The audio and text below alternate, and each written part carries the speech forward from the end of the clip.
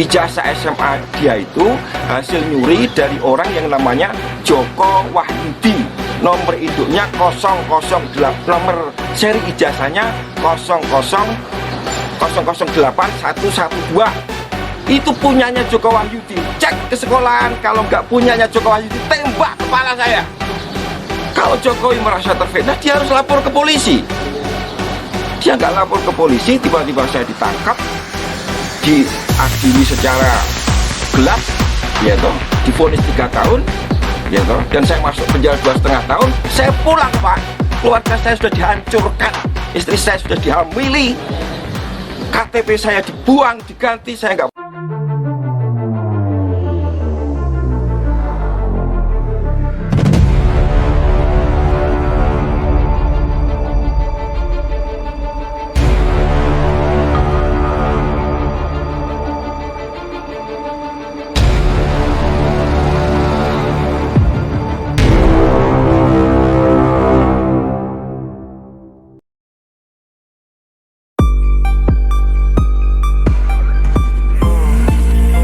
Cari sensasi. Jokowi digugat soal ijazah palsu untuk Pilpres 2019. Ditulis oleh X Hardy. Presiden Jokowi digugat di Pengadilan Negeri Jakarta Pusat karena dugaan ijazah palsu yang digunakan dalam proses pemilihan presiden dan wakil presiden periode 2019-2024. Gugatan didaftarkan oleh Bambang Trimulyono. Sekedar info, orang ini adalah penulis buku Jokowi Undercover. Dulu orang ini pernah ditahan karena bukunya ini. Buku ini isinya mempertanyakan latar belakang Jokowi. Semua itu sudah dibantah oleh keluarga Jokowi. Kepada media, Ibunda Jokowi, Sujiatmi Notomi Harjo, pernah menegaskan hal itu di kediamannya Solo, Jawa Tengah saat perayaan Tahun Baru 2017. Saya mendoakan orang yang memfitnah mendapat bimbingan Allah Subhanahu wa Ta'ala, karena yang dituduhkan tidak ada buktinya dan keluarga saya tidak ada yang terlibat, kata Sujiatmi. Adapun para tergugat yaitu Presiden Jokowi tergugat 1, Komisi Pemilihan Umum atau KPU tergugat 2, Majelis Permusyawaratan Rakyat atau MPR tergugat 3, dan Kementerian Pendidikan, Kebudayaan, Riset, dan Teknologi sebagai tergugat 4. Menerima dan mengabulkan gugatan penggugat untuk seluruhnya. Demikian bunyi poin pertama petitum penggugat.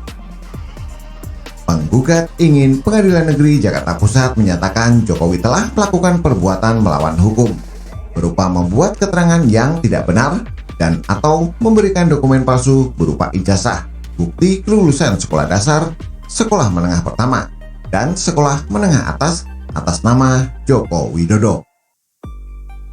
Pengadilan Negeri Jakarta Pusat diminta menyatakan Jokowi telah melakukan PMH berupa penyerahan dokumen ijazah yang berisi keterangan yang tidak benar dan atau memberikan dokumen palsu sebagai kelengkapan syarat pencalonannya untuk memenuhi ketentuan pasal 9 ayat 1 huruf R Peraturan KPU nomor 22 tahun 2018 untuk digunakan dalam proses pemilihan presiden dan wakil presiden periode 2019-2024.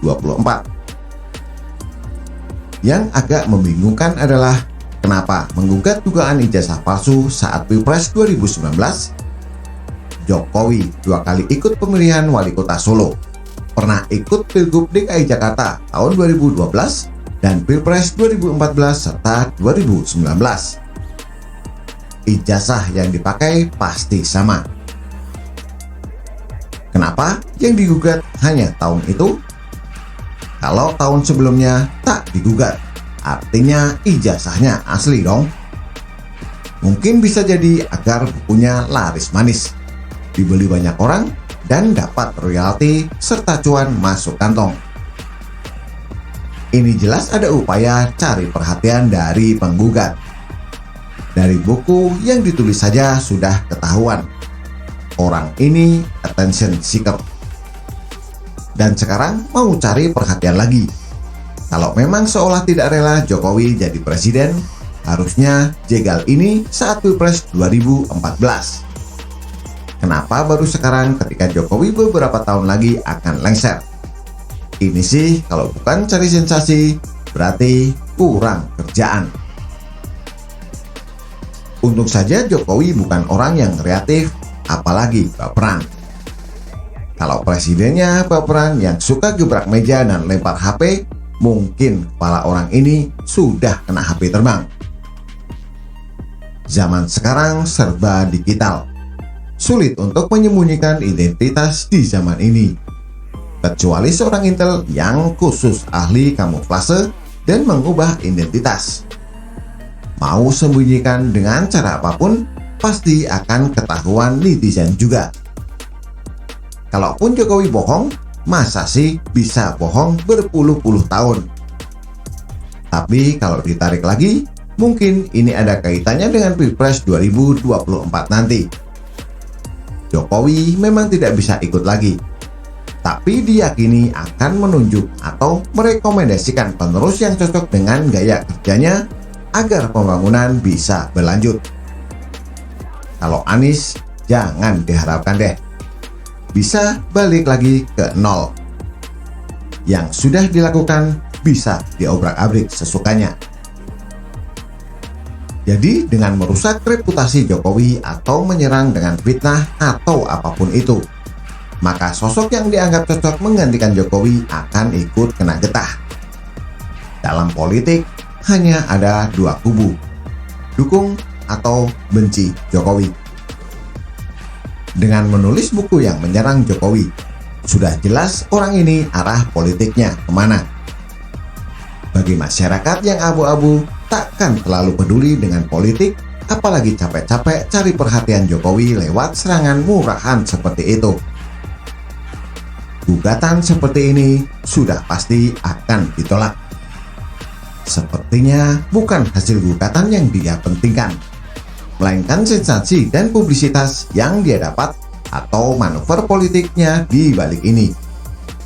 Palingan ketika gugatan ditolak, bilangnya hukum berat sebelah, hukum tunduk pada maunya pemerintah, dan lain-lain sebagainya.